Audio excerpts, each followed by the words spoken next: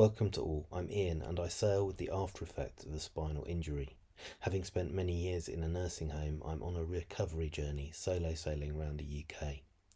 My sail is raising funds for the Andrew Castle Foundation, who help disabled sailors like me get independent on the water. Links to them and my crowdfunder are in the description.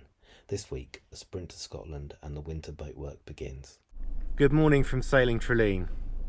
I'm about to set off from East Anglia to Inverness, where the boat is hiding, hopefully okay in this very cold weather, and we have a long drive ahead of us, this car and me, to get up what looks still like a surprisingly snowy Britain.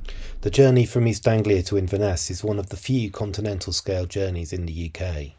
I've been doing it since I was born, travelling in the back of a succession of family cars, and it doesn't seem remarkable to me.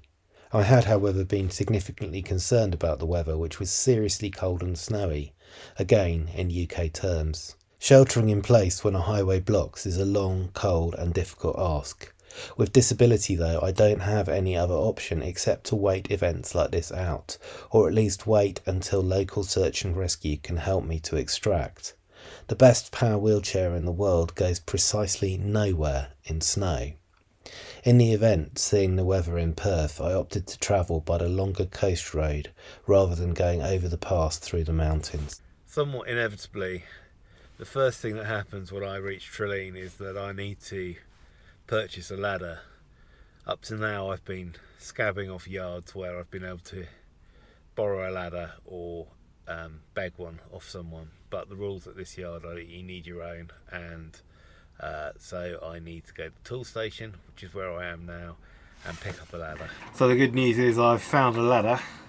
Well, I didn't find it, my credit card found it in tool station, which is dangerously close to this boatyard, and the even better news is that I'm on board Trelane right now and she's okay.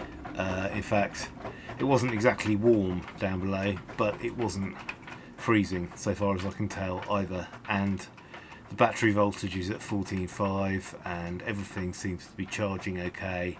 In fact, given the speed at which I packed her up, it's a great mercy actually that everything seems to have gone okay.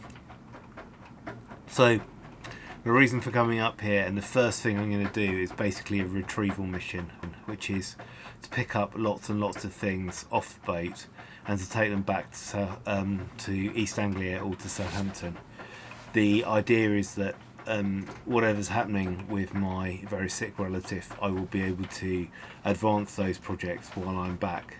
So some of them are things which are quite simple, like gratings that need re-oiling, and some of them are more complicated, like booms that probably need new end fittings, and maybe the spinnaker pole needs some attention, which it would be good to actually have the device in front of me when I'm working on it.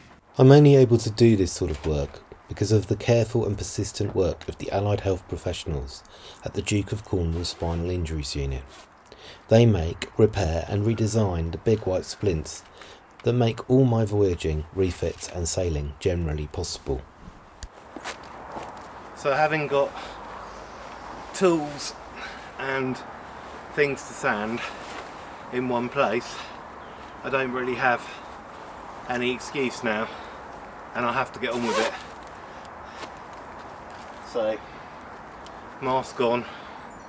This is a FFP3 mask. Doesn't look like one, but it is. Which is vital if you're going to do anything at least toxic.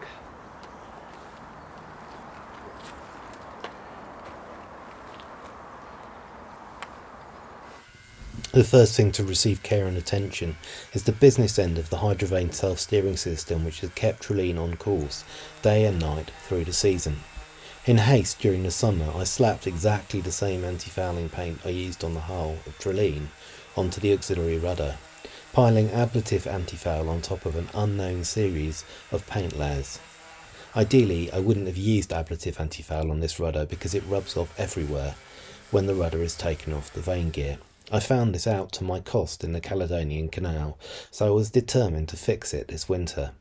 Taking all the paint off will allow me to check the quality of the surface and put some hard anti-fouling on that should be equally effective but won't foul my decks and lockers.